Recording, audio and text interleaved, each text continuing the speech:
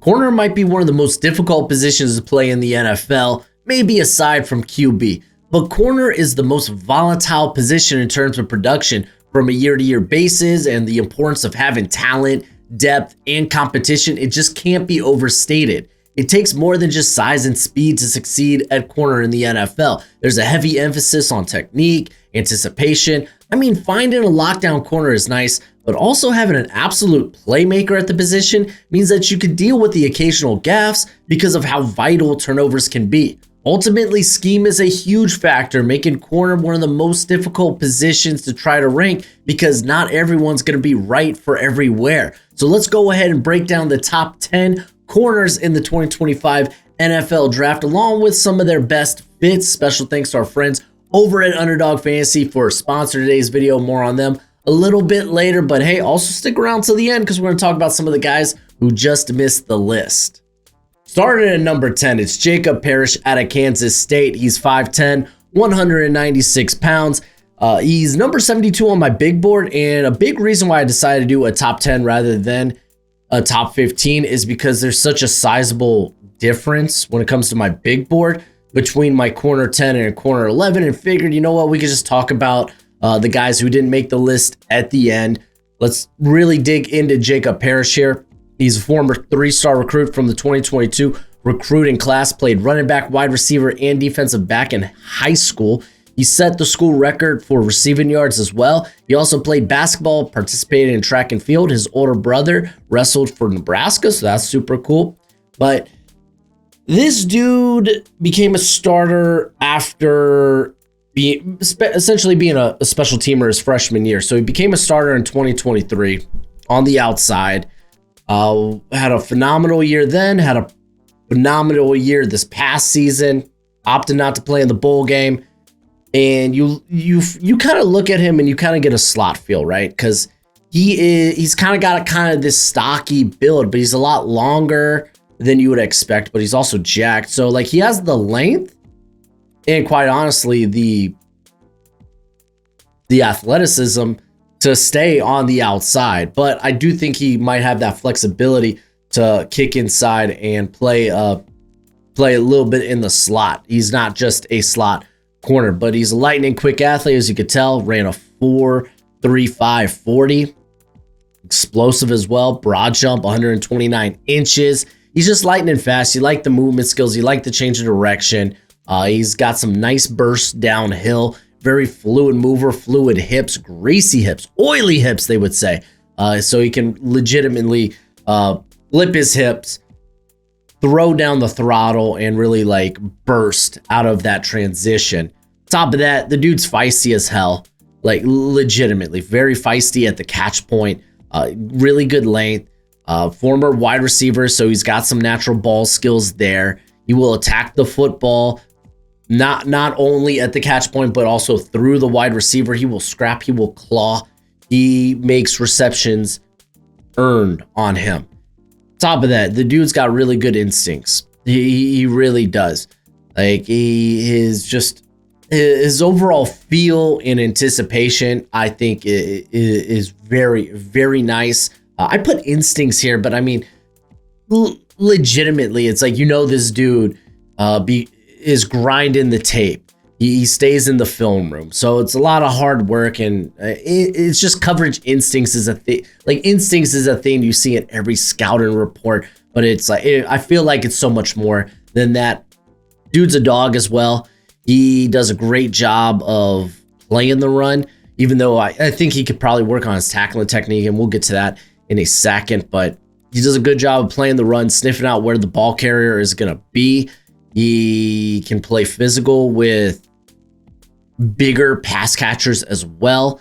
And he's done a solid job as a tackler. However, he is more of a dive and drag type of tackler. So you do kind of worry about that being not as consistent in the NFL. He can get very handsy downfield as well. Like he just gets grabby, especially on vertical routes against longer pass catchers.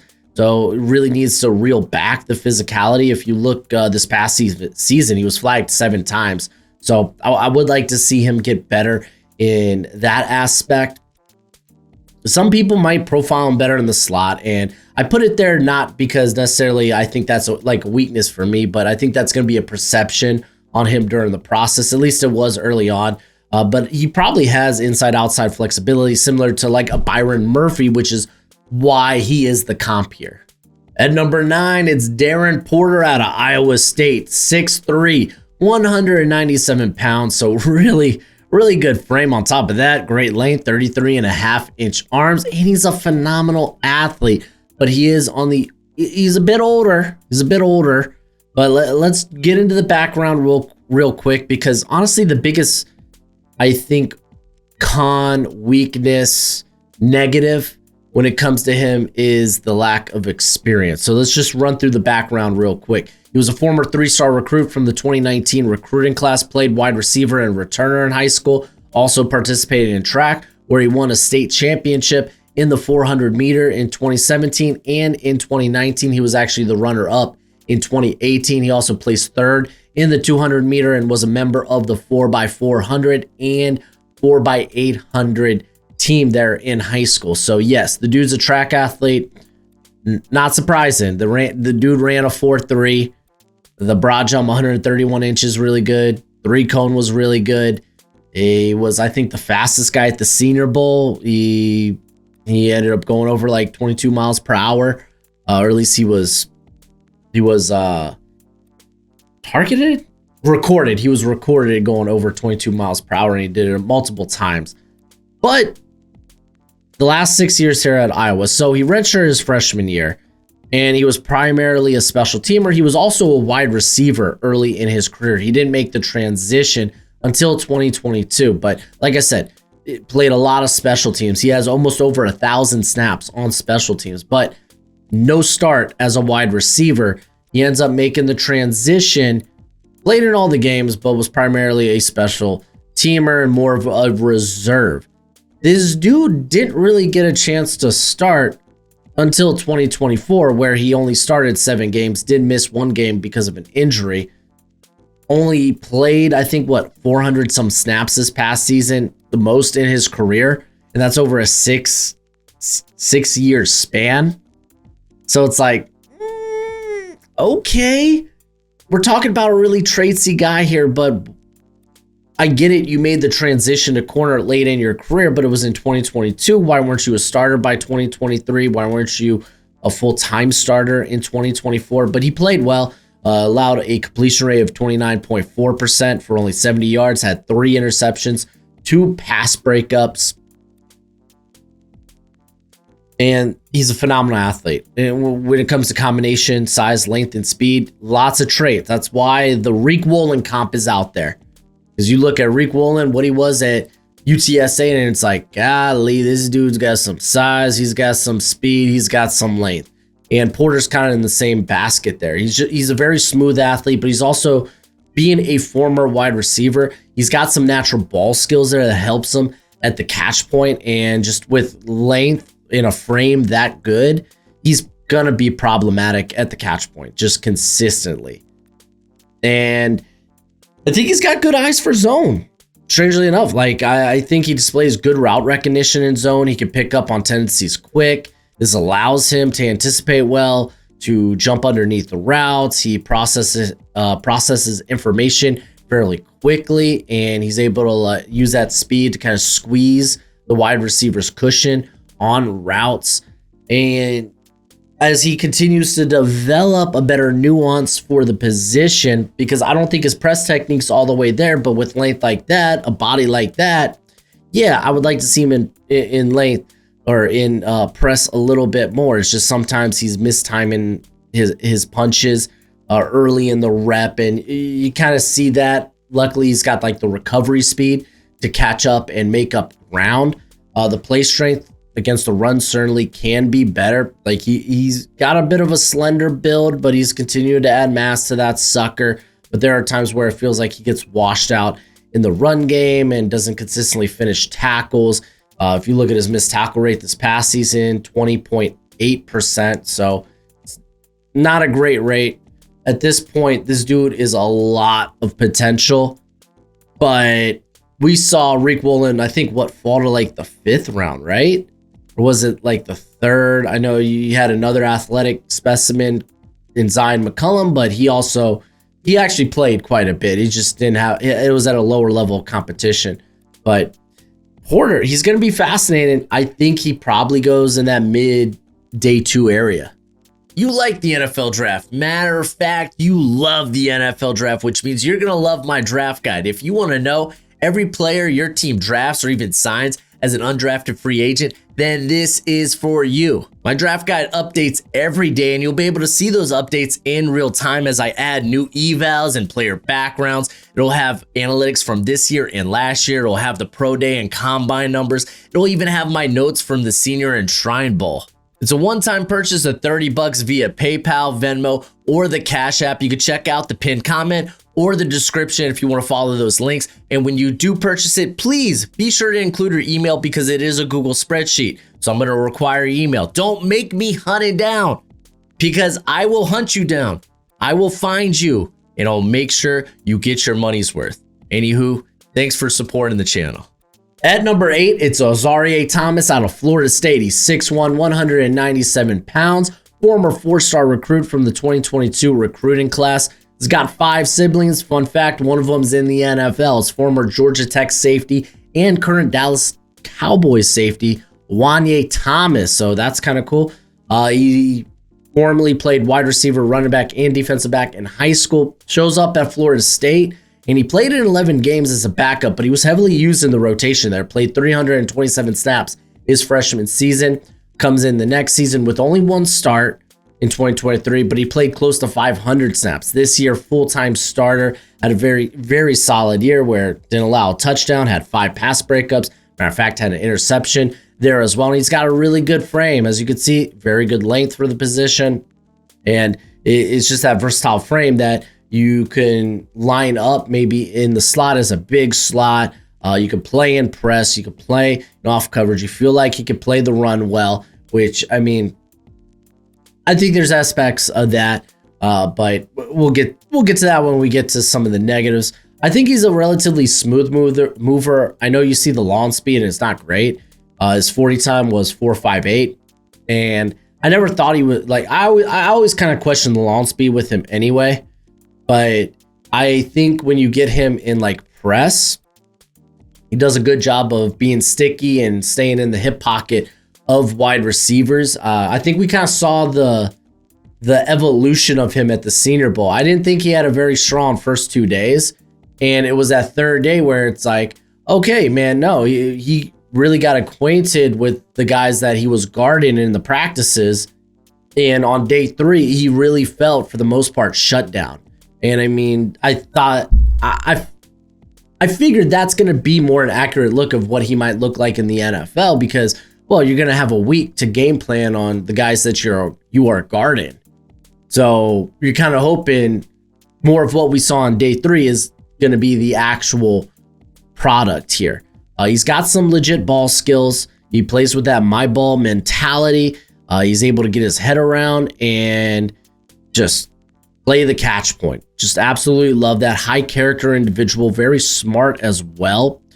From high school to college, he was praised by teammates and coaches for his work ethic and just in the classroom, consistently getting academic honors. So you love to see it. Now, let's break down some of the things that I don't like. The launch speed, it's neither here or there. You know what? Because like he's more of a launch strider. I don't necessarily see like great explosiveness with him. He's not going to be quick twitch, but it really, like, there are some cases where I feel like, okay, if he was a better athlete, then some of these incompletions actually would have been interceptions for him. His general technique, man, like he relies a lot on some of his physical tools, the length, the size, the play strength, the ability to mirror, rather than, like, I think the footwork honestly looked better during the Senior Bowl than it did in some of his Florida State tape. So that could be something that's just going to progress, which, I mean, you hope at the end of the day, but I do feel like his hands could be a little bit more active early in the route if you're going to have him play press. Like once he's able to actually get hands on, like during the route, I think he actually does a pretty solid job. But there are times where if you have him impressed, he just leans too far forward, gives the wide receiver a step. That's going to result in some holding penalties or just getting beat in the quick game. And then I do think he can be a tick late in anticipating from off coverage. So a lot of signs point to probably better or probably more ideally a press corner. But I don't think that stops him from a team getting him in off coverage. I just don't. He's a college corner. He tackles like a college corner. He'll throw his body around and you'll see some dive and drag tackles here and there. It wasn't really a problem in college. What was his forced missed tackle rate this past season? 13.8. That's kind of fine. It's average, but I could see it being a problem in the NFL. Like I just get a lot of vibes of like, okay, I think he could be a solid corner. Can he be inconsistent like corner 2 in the NFL? I don't know, man, but I think he should be at least going forward in the discussion. He'll be vying for that. That's why like the Jalen Watson was one of the first names I got drawn to when I put Thomas's name in Mock Draftable, which brings you up guys with similar metrics from their testing. And I saw Jalen Watson. I was like, oh, okay, there we go. Like Jalen Watson, you look at him at corner 2, and it's like, he's solid. He's okay. You're probably always going to feel like you can upgrade from him. But if he's in the room, you probably feel all right. And I feel a very similar way about Thomas. At number 7, it's Maxwell Harrison out of Kentucky. He's 5'11", 183 pounds, currently 46 on my big board. And he was a former 3-star recruit out of the 2021 recruiting class where he played wide receiver and defensive back. He also played basketball and participated in track and field. And he's got some athletic pedigree to him because his cousins, they were kind of top tier athletes in their own regard. Tywan Jones was a running back in Michigan State, played a year for the New York Jets. And then his cousin, Lindsey Harrison, played basketball for Michigan State and then later would play a little bit in the NBA and some overseas. So there is a pedigree there when it comes to him. And before we get to his time at Kentucky, let's talk about probably the most unclear thing when it comes to his evaluation being the character red flag. He enrolled early at Kentucky, right? So he was on campus around January for spring practices. He ended up having a case in March 2021 where he was charged with grape, you know what I'm saying, and burglary. He was on campus, again, because he was enrolled early. The problem is the case is still open. There's no clarity. This isn't as simple as, I don't want to say as simple, but this isn't a he say, she say type of matter. Like the case is open and for all intents and purposes, I assume people are still looking into it, which leaves no clarity to this situation. And there are going to be teams that look at that and like when they look at like violence and abuse towards women, that's a no-go. You are off their board. You're dunzo funzo. Sorry. We're not taking a shot on you. We're just not going to be doing that. Now, I will say a few months ago, I think it was around the combine, this girl who filed the charge also said on X that 5 more girls DM'd her with similar situations. She had a screenshot. But when it comes to Harrison, so like, it's just not a great feel. It just, there's no levity to be had. But now that we got that out there, let's talk about his time at Kentucky, redshirt his freshman year.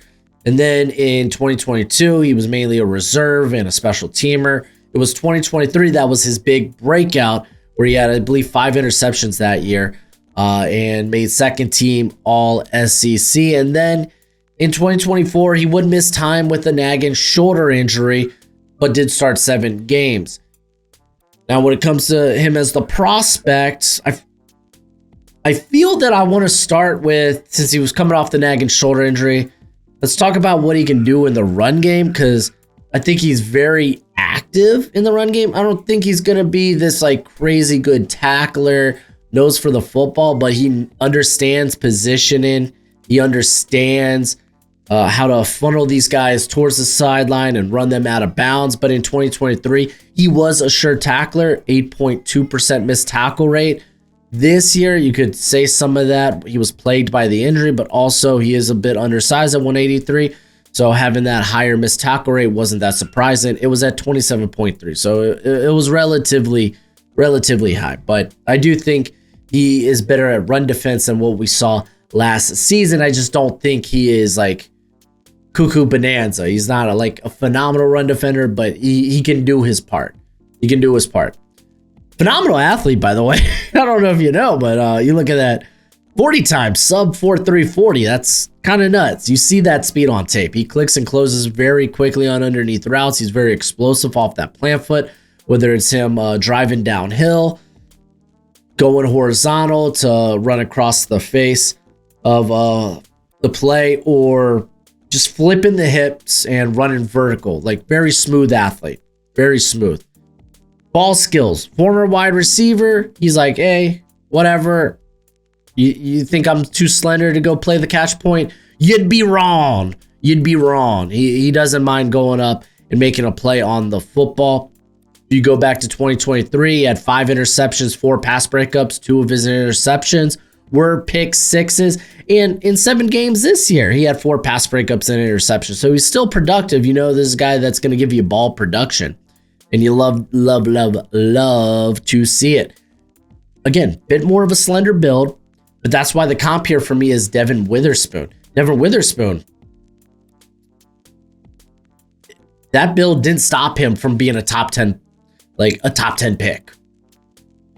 And what he's done for Seattle, he's primarily been a slot player. And I don't know if you know this, nickel is the new base formation. Teams are in sub packages 70 to 75% of the time. Nickel is a starting position.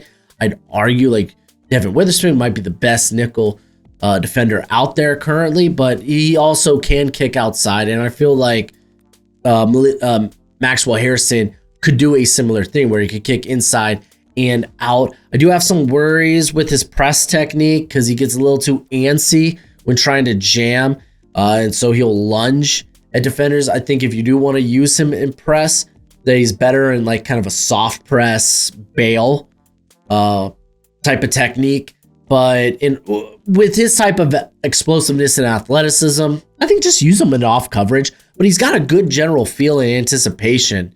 He could be there are times where he is maybe a tick slow, but those times are few and far between. So I kind of like him in a bit more off coverage. And I put zone here, but I don't mind him in either zone or man. Really don't. Well, the slender build, you're going to worry about the missed tackles, but I think for the most part, I kind of covered that. For me, it's not that great of a concern. He can be a bit handsy in coverage, and I now in hindsight looking at this probably shouldn't have put handsy under the essay allegation, but kind of is what it is. You know what I mean by it. He's grabby. He can draw penalties. He had 4 penalties in 2023, 2 last season. A lot of that comes from, I would say, early in routes, but there are times where you will see just him get kind of caught flat-footed at the breaks of routes. And I don't want to say that he doesn't trust his athleticism to play catch up. Maybe it's just more of a reaction thing where he goes to hook and goes to grab. But I like Harrison as a prospect, and if there weren't those character question marks, he'd probably be a first-round pick for me. Before we get back to the video, I got to give a shout-out to our friends over at Underdog Fantasy. When you download the app, sign up using promo code BROSHMO, and they will match that first deposit up to $1,000 dues. It's the best place to play weekly best ball, and right now, you can draft rookies. Heck yeah, get an in early on the rookie class, but it's not just football. They got baseball, they got basketball, they got higher and lower on player stats. It's a real fun way to play. They have promos each and every day. So if you do download the app and you sign up, you got to use promo code Broshmo to take advantage of, hey, they match that first deposit up to $1,000 dues. But please play responsibly and play within your means. At number 6 is Benjamin Morrison out of Notre Dame. He's coming in at 6 foot, 193 pounds, currently 43 on my big board, and that feels too low because this is a dude, if he didn't have like the injuries to the hip, is a first rounder. He really, really is. But let's go ahead and get into the background here. Former 4-star recruit out of the 2022 recruiting class. He played defensive back and returner in high school. You missed some time in high school with a hip injury, which same injury you got this past season. 2 hip injuries for a player that hasn't even sniffed the NFL just yet that's a lot, man. When we're talking about these guys that have to flip their hips, turn and run, it makes you a little scared. Anywho, his father, Daryl, played safety for Arizona, and then he played 4 seasons in the NFL for Washington. 2 of his sisters do gymnastics at Michigan and Washington. And then he's got another sister that plays volleyball at Appalachian State. His brother plays football at Arizona. So this is a family that's just athletic as hell. Yeah, they just are. So he shows up at Notre Dame in 2022, where he played in all 13 games, had 9 starts, was a freshman All-American. And then 2023 was the big year where he played in 12 games, had 11 starts, did miss a game with a quad injury, but he was utterly phenomenal. He had 8 pass breakups, 3 interceptions. What was his completion rate allowed was 49%. So really, really good. And then just unfortunately this season, he missed spring practices because he had arthroscopic surgery on his right shoulder. And then he started in the first 6 games before suffering that hip injury. Really sucks. And I feel like I'm going to be too low on him when it's all said and done. But to be fair, I feel pretty confident in the guys that I have ahead of him being solid players as well. So if this ends up being a big miss, Morrison should have always been a first-round player. I feel confident enough in the other guys to end up being solid players in the NFL that I just don't mind it as much. I just don't. He's a smooth athlete who's very explosive. I love the footwork with him. He effortlessly changes directions. He can mirror receivers. He comes downhill with some good acceleration. It's just a lot of that is like a lot of his game is the hips, right? How fluid he is. Take that away from him, and it's like all kinds of question marks. His general feel for zone coverage, I think, is really good, which I wouldn't mind him in a off zone coverage, but I don't think that doesn't mean he can't play man, because he's a good athlete. That's why I got the DJ Reed comp coming out. I love DJ Reed. I've loved him for a long time.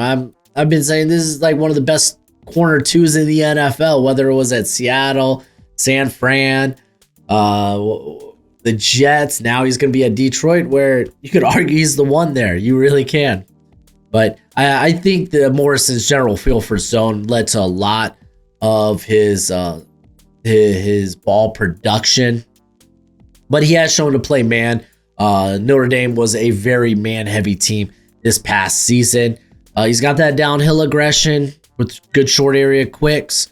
Plays with a quick trigger. If he recognizes a screen, then there's a good chance he could blow that sucker up.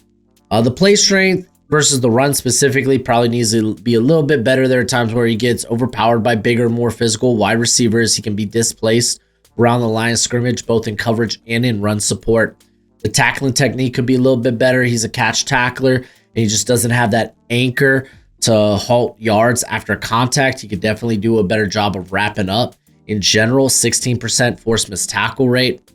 And again, the biggest thing is going to be that hip injury. He was very handsy during the route, or during 2023 throughout the route. I think he had 6 penalties last season. So, I mean, I don't think I'm too concerned about that. The dude's a phenomenal athlete. I'm not doubting him by any means. It's just, again, the hip injury. It's a bit scary. At number 5, it's Savone Revel out of ECU, coming in at 6'2", 194 pounds, currently 38 on my big board. He was a former 0-star recruit from the 2020 recruiting class. Played wide receiver and defensive back. He also participated in track and field, where he was a star sprinter and jumper. Recorded a 6.9 second 55-meter dash, a 37.87 second 300-meter dash, 21 inches in the long jump, and 5.5 inches in the high jump. He was actually academically ineligible, which is a big reason why he wasn't a highly sought out recruit. Ends up going to Lewisburg College, where their season was actually canceled because of the Rona. But in 2021, he played in 6 games and ended up being a 3-star JUCO recruit. He would show up at East Carolina, was a reserve year 1. 2023 was the breakout year, started all 12 games, was a second team all AAC. He was offered significant NIL money to transfer to a Power 4 school, but he decided to stay faithful. He decided to stay loyal, and he stayed at East Carolina. He started the first 3 games this past season. He had a pick 6 during that time. I think that was against Appalachian State. But then he suffered the ACL injury, which ended his year. If he had an offseason process, I think he would probably be a first-round pick. I really liked his tape coming into the season that stinking much. And I mean, he brings really good length on top of being 6'2", with 32 and 5/8 inch arms. Love that. The comp for me is a couple of these freakier athletic guys like Eric Stokes, Reek Wolin.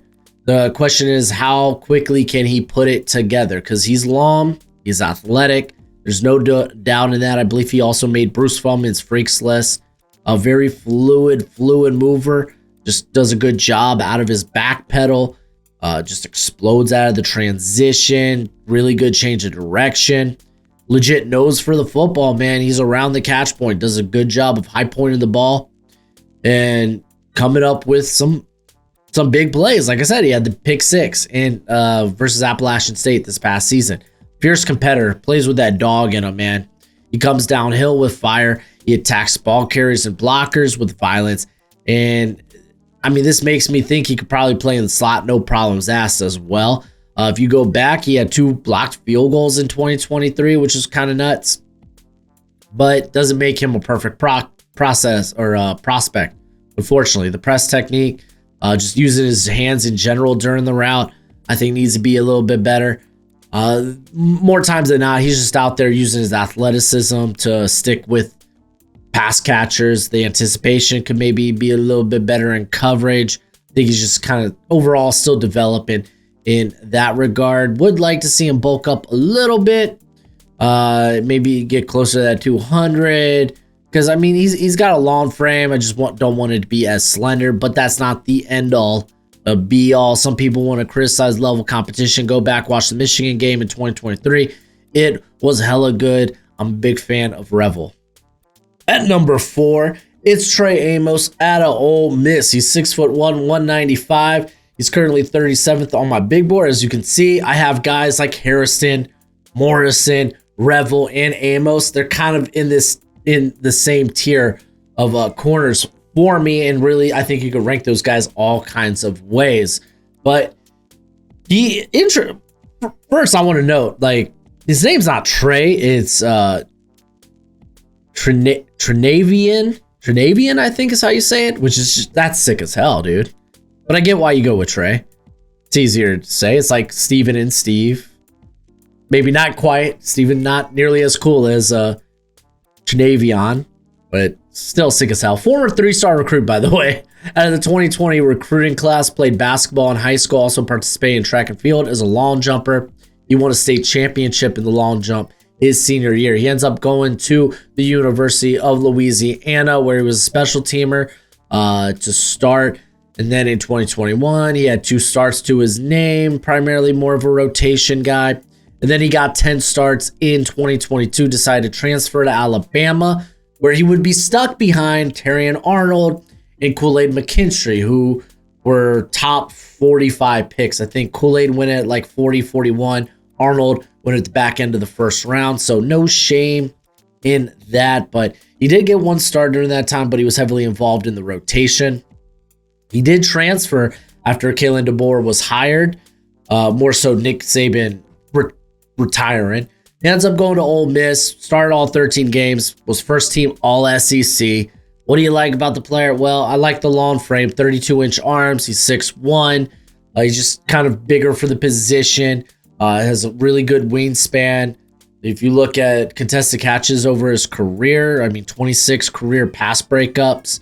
His ability to be a sure tackler, really good. 10% missed tackle rate over the course of his career. Does tackle a little bit high, needs to lower the hitbox when it comes to that, but I'm not too worried about that. Again, I'm more concerned with how these guys cover, but it's nice to know he was a sure tackler, even if he has a few deficiencies in his technique, or probably a better way to put it, his approach. This dude's got great route recognition, man. He is a student of the game. He grinds the film.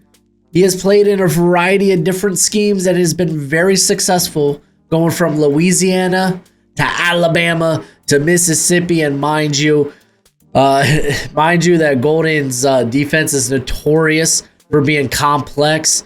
And Amos was one of the guys that he was like, yo, this dude picked it up so quickly and so well. The ball skills have been there for him, man. He is consistently using that lane to challenge the catch point. Does a great job of mirroring pass catchers and just kind of minimizing windows. Just has a knack for putting his hands on the football. Love the physicality that he plays with. Like, he's got that dog in him. I think it was, is it Bill Parcells? I think it's Bill Parcells that's like, hey, man, actually, it's vice versa. If these guys don't bite when they're puppies, they're probably not going to bite when they're grown dogs. This man's been biting since he popped out of the womb, so to speak. He just plays with that dog in him, man. I love him in press. I just love how he uses his hands. And one of the things I was like, I'm not quite sure about.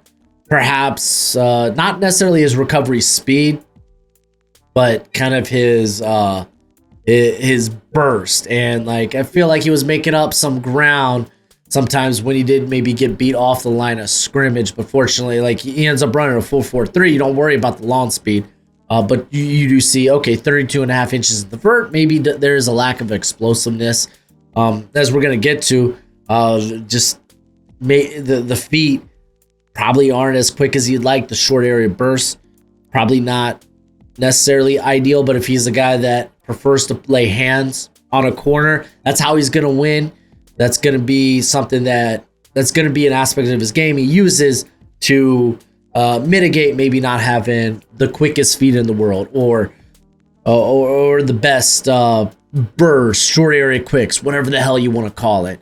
There are times where he can be too handsy, but again, I kind of went into it. I think if that's in their nature, they got that physicality, that dog in their nature, then it's a lot easier to teach those guys to reel it back in, rather than someone who's just, again, that's not in their nature. Carlton Davis kind of felt like the guy. Listen, Carlton Davis, I like Carlton Davis a lot. He was part of one of my more recent like favorite corner duos with Jameel Dean. Back in Tampa. Carlton Davis, though, always felt like he was either really good, really bad, or really hurt. Because there are times where he had really bad games where he just got toasted by legit speed. Don't necessarily think Amos is going to be in that. Again, this is more of not necessarily a production comp. This is more of like a play style comp where it's like, oh, in your face, physical, maybe not necessarily explosive, but I could definitely maybe make up some ground on vertical routes. Just guys that play with that dog in them. I felt like Carlton Davis and ends up being a pretty solid comp for the most part. And then we move to the top 3, and I got Jahdae Barron out of Texas, 5'11", 194. He is 14th on my current big board, and I toss and I turn between him and my corner 2. Who should I have ahead of who? And ultimately, I think I'm going to settle on Barron being my corner 3 in this class. I mean, I'm a big fan of this dude's game. He's a former 4-star recruit out of the 2020 recruiting class. He has 5 siblings. I always like to note when a player has a lot of brothers and sisters. I'm just like, oh, that's cool. You had a big family. But he played wide receiver, defensive back, and returner in high school. Also competed in track and field in the 100 and the 200, where he ran a 10.95 second 100-meter dash. Shows up at Texas. Essentially was a reserve / backup the first couple of years. And then in 2022, he had 9 starts. In 2023, he had 12 starts, is where he made second team Big 12. And he's doing this from the slot. From the slot, or like kind of a box safety role. So I kind of assumed that's what he's going to do in the NFL. Like, if anything, he's going to probably be more of a safety slot hybrid. And then they kick him outside a corner this year. And I was like, oh my gosh, this is fascinating. I don't know if he's got the size and maybe even necessarily the speed to survive. End up being wrong about the speed, but to be fair, he's not a 4.39 athlete on film, I think, but it is what it is. He ends up winning the Jim Thorpe Award for the best defensive back in college football. Made first team All SEC. Didn't allow a touchdown, 9 pass breakups, 5 interceptions. Egg on my face, he was freaking phenomenal. This guy can play on the outside. He's a legitimate game changer. He is. You could go back to 2023, where he had a fumble return, an interception, and a block punt returned for a touchdown.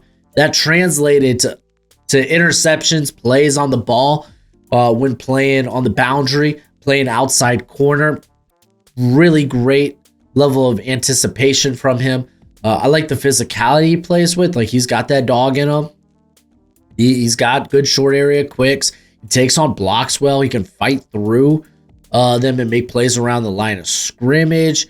And when he does go to hit, he does so with bad intentions. Just plays with a big motor. Like, there's a lot to like about this guy. And you look at the short area quicks and the lack of length, because he does have sub 30-inch arms. Not necessarily the death nail for the corner position, but are you going to use a high draft pick on a guy that might end up being a slot only in the NFL? I mean, Seahawks, they're probably happy with what they did with Devin Witherspoon. They're like, no, he's a hell of a good corner, even if he plays the majority of the time in the slot. So again, I don't think that's enough to nerf his draft stock, in my opinion. The route recognition is really good for him, though. Like I said, the overall anticipation is just really, really good. Does lack ideal length to play outside for the position. The 40 time, doing a lot of the heavy lifting when it comes to can he play on the outside, in my opinion. I wouldn't say he's got like the most fluent hips. I don't think we have 3-cone or shuttle numbers on him yet. I'm gonna have to go look that up, but I doubt he probably tests that out. Would be curious to see what his actual like agility scores ended up being. Kind of is what it is. Can get handsy if he feels like he's behind early in the route. Wasn't flagged a ton the first couple of seasons, but you could see a lot. There's enough in his game where it's like, yeah, that's probably a flag in the NFL. I think he's probably going to be a zone heavy corner, in my opinion. I really do. Whether that's from the slot or if that is outside on the boundary. I don't know if I necessarily like him in press. Another guy, if you're going to play him in press, probably it's going to be like a soft press bail type of technique. I'm just getting a real Kyler Gordon vibe. So it's like, okay, sure, he ends up being a slot player. That's a starting position in the NFL, but he is a hell of a good slot player. I mean, I would argue guys like Devin Witherspoon, Kyler Gordon are some of the best slots in the NFL. And I mean, dude, if Jordan Lewis is getting paid $10 million a year, I think guys like Kyler Gordon or Devin Witherspoon, they're going to get close to that 20. It's just kind of where I'm at with it. But I like Barron a lot. However, I'm going to stay true to the blue. At number 2, it's Will Johnson out of Michigan. He's 6'2", 194. This was someone that I had as a top 5 prospect entering the year. Wasn't necessarily an ideal season, and we'll get into it. But this was someone early on that I was like, oh, this is my guy. I'm going to plant my flag on him. And I think I'm just going to stay put there because there's a lot I like about Johnson's game. But he's a former 5-star recruit from the 2022 recruiting class. He played running back, wide receiver, defensive back, and return man in high school. Also played basketball in high school. His father, Dion, played defensive back at Michigan. And Will Johnson immediately shows up at Michigan, gets 5 starts as a freshman. And then in 2023, 11 starts. Did miss 3 games with a knee injury that nagged him for much of the season. Still made first team All-American. He did get surgery over the year to clean out the knee, but unfortunately injuries would follow in the 2024 season as he went down in the USC game with a shoulder injury. He did return for, I think, another 2 games before ultimately he got shut down with a toe, or I think it was turf toe specifically. So been banged up the last 2 seasons. We're talking knee, turf toe, and then the shoulder. That's gonna be a red flag. Now, none of those I think really probably correlate with one another, but still, it's something to note. Something to note. This dude's arm, like for being 6'2", how you got 30 and an 1/8 inch arms? How, Sway? How? And I remember something that Mensch, Steve Mensch, if you don't know, he does currently work with Todd McShay over at the Rainer, brought up. You know, I noticed that Will Johnson doesn't necessarily get his head around down the field. And part of me thinks usually a sign of not great length, being comfortable to turn around and make a play on the football. And I was like, huh, okay. And then stickhead Will Johnson ends up having much shorter arms than you anticipate. It's like, wow, okay. Noted. Never really noticed, never really realized that. So that's always kind of a fun fact. But yeah, smaller arms considering the frame really kind of made me sad. When it comes to other nitpicks, before we actually talk about why I actually like this guy, right? He's an inconsistent finisher as a tackler, 13.8% missed tackle rate. He's very aggressive, but doesn't always necessarily square up. I did have problems with how he attacked the ball vertically. Like, does a good job of staying, and that's the wild thing, man. I wrote this down. He does a great job of staying in the pocket of the receiver, but he doesn't always get his head around to make a play on the ball downfield.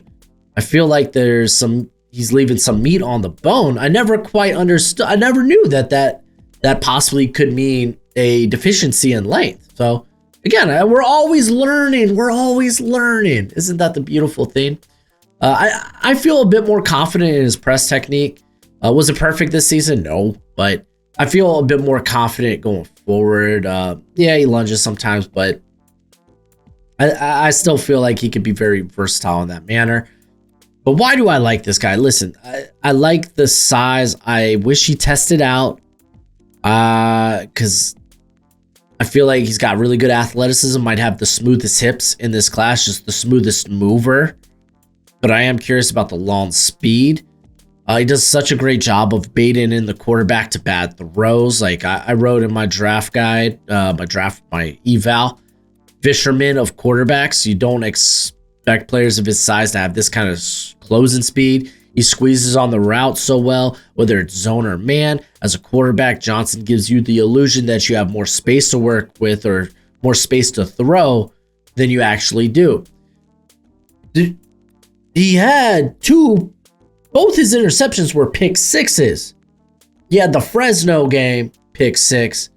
The USC game, pick six. Now, there was like kind of a high risk, high reward to specifically the USC one, because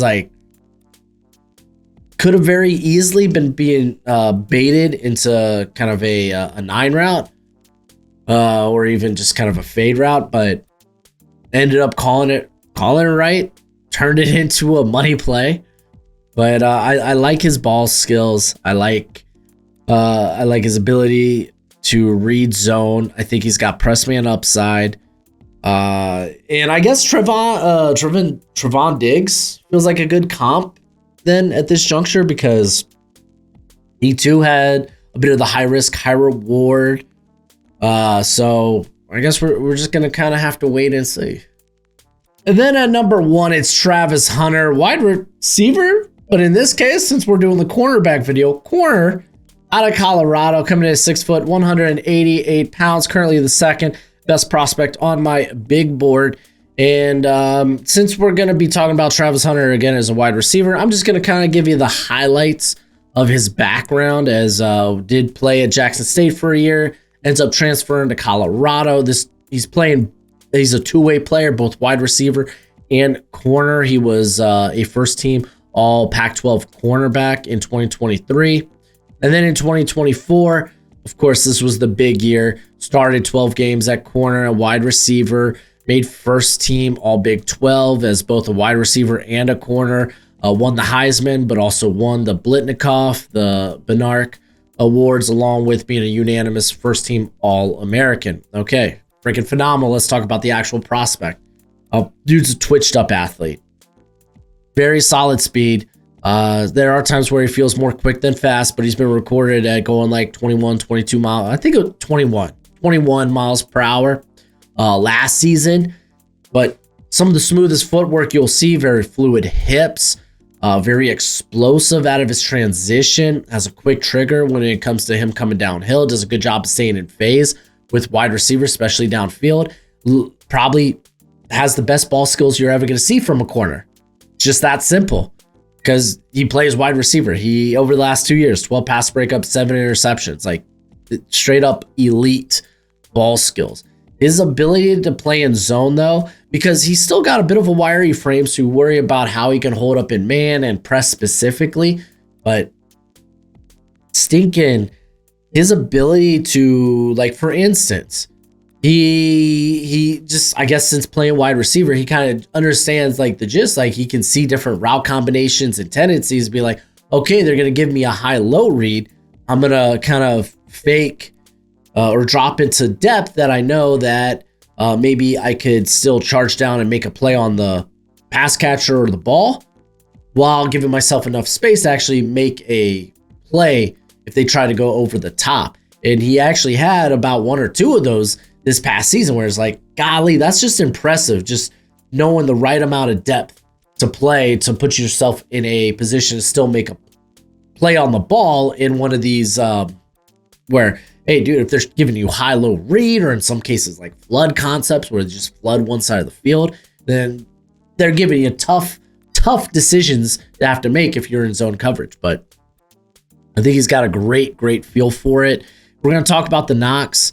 We're going to talk about stamina. Like, okay, are you going to be playing a lot of wide receiver in the NFL? Is that going to take away from your ability to play like corner? I mean, you got to imagine it will to some regard, if not in the form of snaps and just wear and tear on the body. But how is this going to take you out of the film room sessions for the cornerbacks and the defensive backs and such? So there will be, it's not just a stamina concern. I think it's also like, okay, how much time can you allocate to being a star corner for us? I mentioned the wiry frame. He's more of a catch tackler, if you didn't know, but he typically does a good job of wrapping up. It's just you're going to worry about the lack of anchor and the lack of mass, and if that will translate to problems in the NFL. Just general anticipation in man 2. Maybe just struggling to I guess I don't want to say read the hands, but like he can get fooled by late hands from the wide receiver. I think that was kind of showcased in their game against Stanford in 2023 against Alec Manor. But Dude, Hunter's great. Champ Bailey, you're going to see that comp everywhere because Bailey played a little bit of offense. But I think you're dealing with a very similar build. Let me take a look real quick. Off the top of the dome. Dang, Champ Bailey, you 46. Golly. That was my childhood. So, yeah, I mean, we're in the general realm of very similar build length. Just Bailey had a little bit more mass, but yeah, Hunter is your top corner in this class, in my opinion. Let's talk about some of these honorable mentions because I have 4 guys who were, you could probably argue, deserve shout outs. Okay, let's actually say I got 5 guys that deserved shout outs here that are kind of like that fringe. You can make a case that they could sneak into the 3rd round. Like any of these 5 guys, I think could sneak into the 3rd round. Being Noel Williams out of California. I love this dude's ball skills. I think he's a really good press corner. You got Kobe Bryant out of Kansas. This is a dude that plays with that absolute dog in him. He may be slender, but he's a legit playmaker. Quincy Riley out of Louisville. I love the competition that this dude plays with. He is a competitive corner who has shown ball skills over the course of his career. Dorian Strong, who I didn't like too much heading into the season, and has kind of grown on me. A better athlete, I suppose, than I'd expect. A little bit more physicality in his game than I'd expect. I still firmly think he's an off-coverage zone corner, but definitely impressed me during the process, and actually even during the season, as his former teammate Mansour Delane had a bit of struggles this past year for Tech. He's now at LSU, and we'll be talking about him for the 2026 NFL draft. Now, I did say there was a 5th guy, and that's Upton Stout, who doesn't really have the size to play a lot on the outside, but you love him as a slot player. Very good athlete, but exceptionally physical. You just love to see it. Some people might be questioning about Sebastian Castro.